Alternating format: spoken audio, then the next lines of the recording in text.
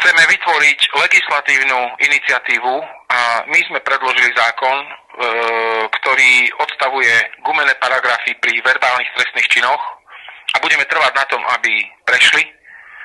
A samozrejme, že to malo robiť ministerstvo spravodlivosti, ale kde oni zlyhávali, nastupujeme my. Priatelia, takto sa vyjadril Roman Michalko po sneme SNS v sobotu dňa 14. marca. Zároveň vás týmto všetkých vítam pri hlasovke číslo 32, moja prvá hlasová správa po rozsudku. Čas nahrávania je 15. marca, nedeľa 2026.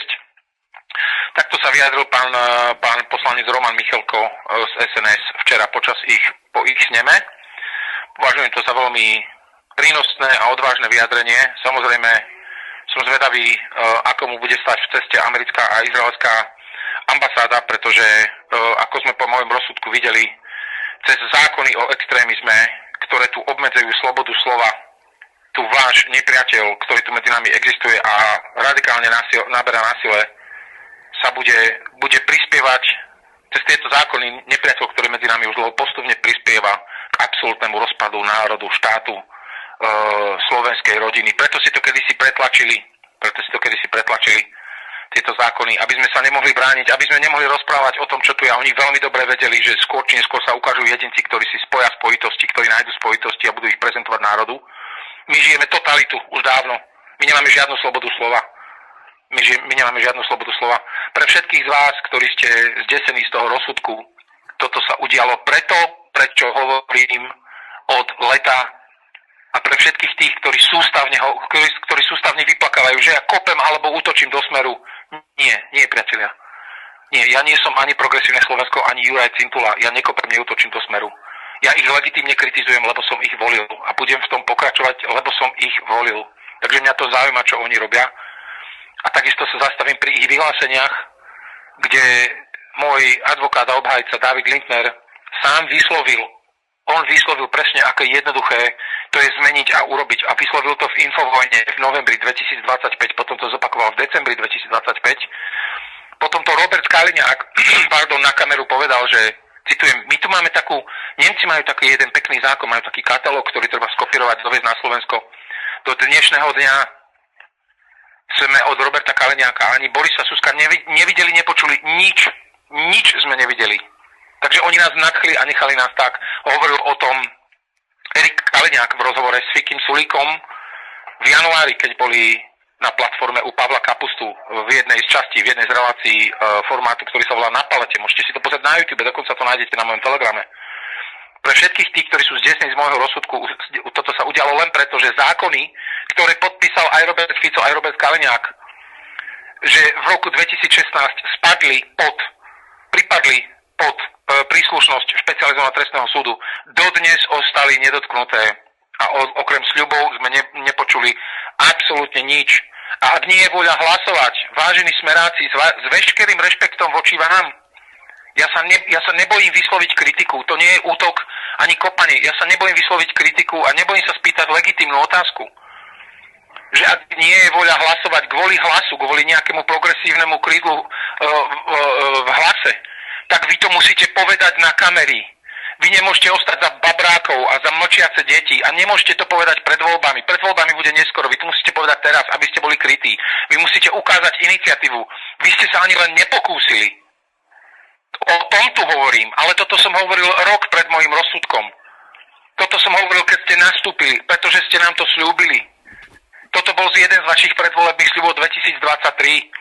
Tie relácie, aj keď boli tie moje relácie, kde ste to slúbili, aj keď boli zmazané z YouTube, ja ich ešte stále mám. Toto bol jeden z vašich predvolebných sľubov. Ak to nemáte s kým odhlasovať, musíte to oznámiť. Musíte oznámiť, že mali ste na to, aby ste odhlasovali všetkých 10 vecí prospešných vám, ale tohto sa bojíte chytať, že sa bojíte sprísniť protiextremistické zákony. Mohli ste dať aspoň vyhlášku. Vyhlášku odhlasovať nepotrebujete. Ďalší bod.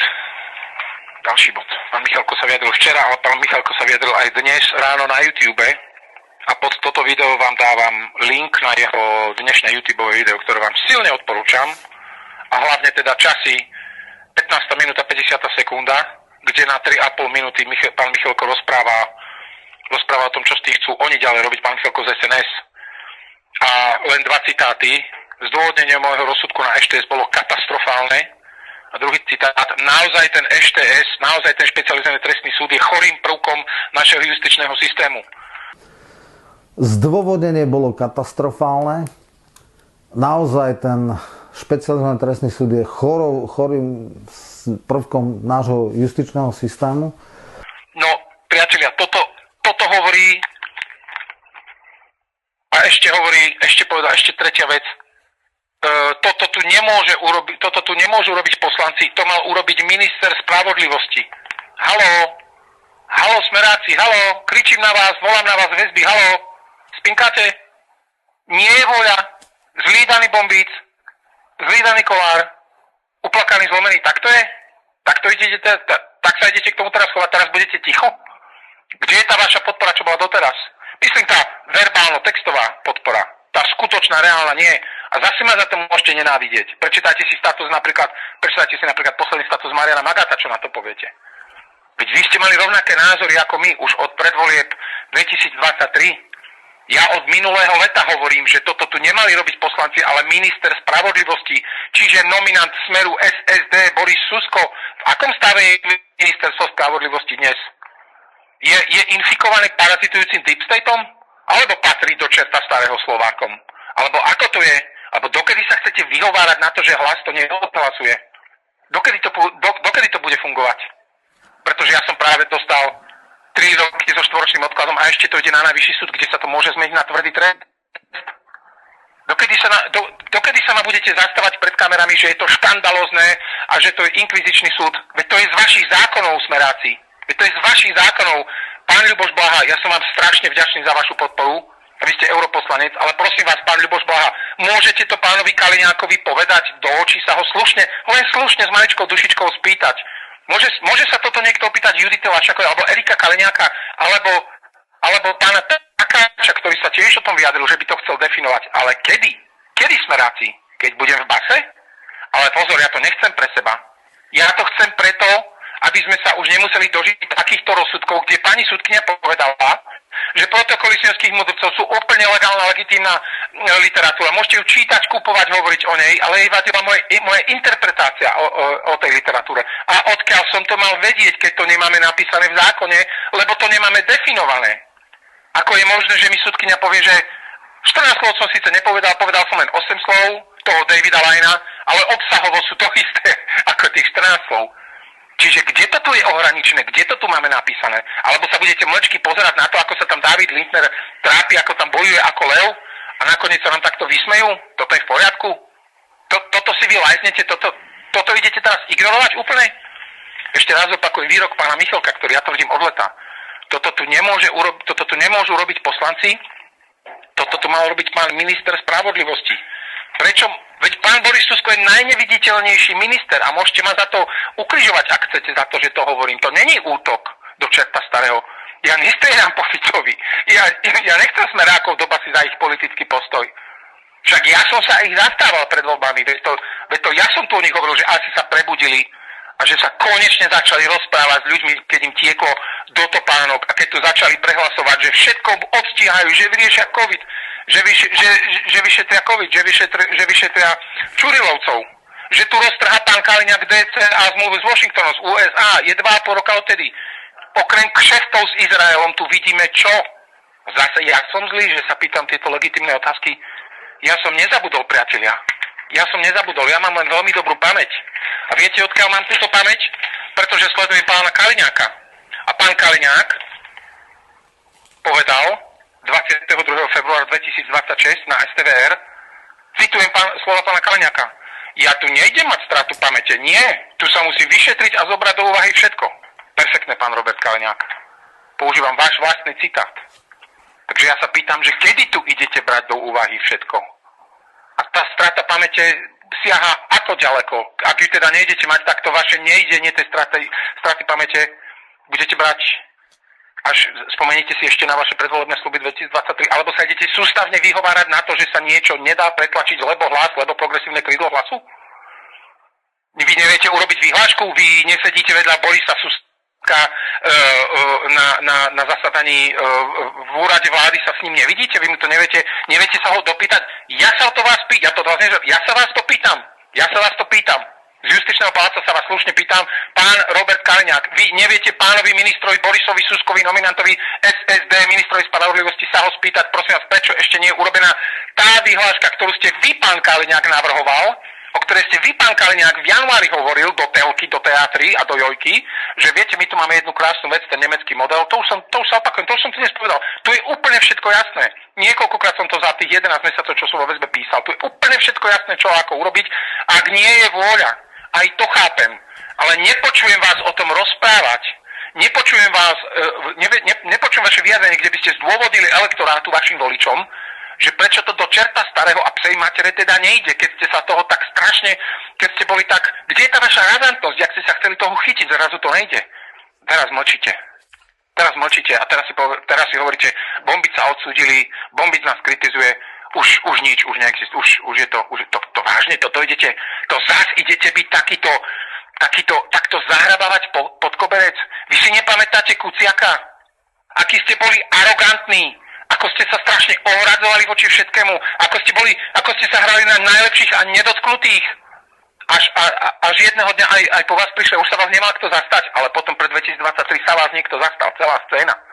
Teraz tu idete plakať nad nejakým Bombicom. Bombicov rozsudok smeráci je vaša práca. A hlavne vaša, lebo vy ste najväčšia koaličná strana teraz a najväčšou koaličnou stranou ste boli 2016 až 2018. A pán Kaliňák, to vy ste s Luciou Žitňanskou a Robertom Ficom podpisovali zmenu príslušnosti proti extremistických zákonov pod EŠTS. Je to tu dodnes, prešlo 10 rokov, ani ste sa ich nedotkli. Teraz vám kladú nepríjemné otázky. Čo idete robiť s fašistom, s extrémistom, odsúdeným Bombicom? Síce len prvostupňovým, a keď ma odsúdi aj najvyšší súd, potom budete, pán Kaliňák, rozprávať čo? Že to je nespravodlivé? Idete zase plakať nad tým, že súdom na Slovensku nikde neverí? Ja vám hovorím nie. Teraz vám hovorím, že ja toto odmietam a dištancujem sa od takéhoto alibistického a zbabelého správania a vyjadrovania sa špičkového politika. Lebo ja nie som prvý prípad, ja som 7. prípad a po mne budú ďalší. Čiže ja sa pozriem o milimeter viac z toho zvyknutého obrazu, z toho zabehnutého okienka a pýtam sa, prečo tak súdia súdy? No tak súdia, lebo môžu. Lebo to tak zákon umožňuje. Zákon o protiextremistických paragrafoch. O protiextremistických materiáloch, ktoré do dnešného dňa nie sú definované. Vy viete, ako ich definovať. Teraz tu budete nad Bombicom márne plakať. To je vaše triko. Pán Kaliňák a Fico a všetci ostatní môžete ma nenávidieť, hejtovať, nevšímať si ma koľko chcete. Toto ľudia musia vedieť a musia sa vás to ľudia do tváre pýtať, že kde ste boli doteraz a kde ste spali. Nespoliehajte sa na nejaký súd a nespoliehajte sa na s veškerým rešpektom voči Dávidovi Lindnerovi. On sa môže aj pretrhnúť a vám je to úplne ukradnuté. Ale pozor, veľmi správne, ako poznamenal pán Puci z Hlasu, keď sa cítil strašne nepohodlne, keď on sa tak veľmi ješitne zachoval, keď sa ho pani redaktorka z STV opýtala, že čo vravia na to, že zaznela moja záverečná reč, kde kritizujem vládu, a pán Puci povedal, my tu nejdeme meniť zákon pre jednotlivca. Pán Puci, úplne s vami súhlasím.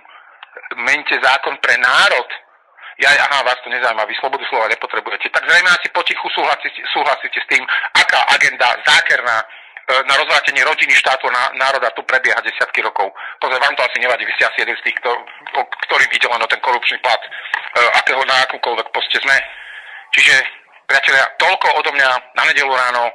Veľmi vám odporúčam video pána Michalka, dnešné YouTube, ešte raz nájdete to na časovej značke 15. minúta 50. sekunda. Smeráci, čaká vás katastrofálne veľa roboty, ale hlavne vysvetľovania. Ale samozrejme, ešte to je varianta A. Varianta B, môžete sa tváriť, že sa to nedeje. Presne ako pred Kuciakom, môžete sa tváriť, že všetko je v poriadku, že Slovensko je na vzostupe, že pohonné hmoty tu nestúpajú, ale problémom je tu nejaké bombicové vyjadrovanie. Pán Kaliňák môže ešte 5-krát zopakovať, že treba sa zamyslieť nad tým, či je EŠTS funkčnou zložkou justičného systému. No tak sa zamýšľajte, pán Kaliňák. Ešte ďalší rok a pol sa zamýšľajte. A teraz zajtra, v pondelok, keď Čurilovcov nezoberú do väzby, To už všetci veľmi dobre dopredu vieme, ako to je vybavené. Keď ich nezoberú do väzby, tak potom z toho 133 stranového uznesenia niekto niekde tam nájde nejakú zlú čiaročku alebo slovičko, dostane to 363, čiže to zruší, bude to v dime. A ty povieš, že tak dole sú čurilovci naspäť v robote a potom sa budete zase iba sťažovať. Budete plakať, nariekať, budete mať fantastické videovyjadrenia, kde budú grafy, dôkazy, vyhlášky, dôsledky, ITP prostriedky, inšpekcia, všetky možné legálne odpočúvačky za posledné 4 roky a zase budete plakať o čurilovcoch a bežný občan si povie, do čerta stále, my sme tu 3-krát konsolidovali. My tu máme ilegálnych a my tu máme legálnych a ilegálnych migrantov, ktorí nám tu kradnú prácu. Potraviny tu stúpajú, benzín, ropa nám tu stúpa. Sú tu pľutia v koalícii. My vlastne, keď sme jedno-dvojčlenná rodina, ani nevieme, či si ešte môžeme zobrať hypotéku, lebo nevieme, či na to máme. Tu nás odsúdili chlapa za nejaké výroky spred 4 rokov, keď sa vás vlastne zastával. Tu nás odsúdili chlapa za interpretáciu nejakej legálne dostupnej knižky, ale vy ste tu ako v pohode a vy tu idete ešte plakať zase o nejakých čurilovcoch. Fú, chlapci, ste milimeter od podľa môjho názoru veľmi zlej a vážnej situácie. Ale ja vám stále samozrejme držím palce, ale keď už Roman Michalko z SNS, keď už sa tá najmenšia koaličná strana vyjadrí, že toto nemali robiť poslanci, novelu tých protiextremistických zákonov, ale že to má robiť minister spravodlivosti. A to nepovedal za to, že ja som to povedal pred rokom, on to povedal za to, že má vlastnú hlavu. Ale už ešte neviem, kto by ešte toto nevidel. Ale znova varianta B, vy sa môžete naďalej tváriť, že sa to nedeje, že je všetko v poriadku, že je tichučko, bombica odsudili, oprášime si ruky, život ide ďalej. Pán Kaliňák, držím vám palce s vašimi kšeftami, lebo všetci vieme, že aký rozpočet má ministerstvo obrany. Môžete ma preklínať, tváriť sa, že som to nepovedal, môžete do kamery hovoriť, že bombic má právo nás kritizovať, aj vás budem kritizovať, lebo začínam si myslieť, že ste sa veľmi rýchlo, ako poslednú vašu možnosť na prežitie, ste sa vrátili do módu, kde sa staráte len o tých, ktorí vás držia za krk. Už sa nestaráte o obyvateľstvo. A obyvateľstvu hovoríte, ako je to všetko super, otvárate nové diaľnice a mosty a nemocnice, ale nemáme tu slobodu slova. Toľko odo mňa, priatelia.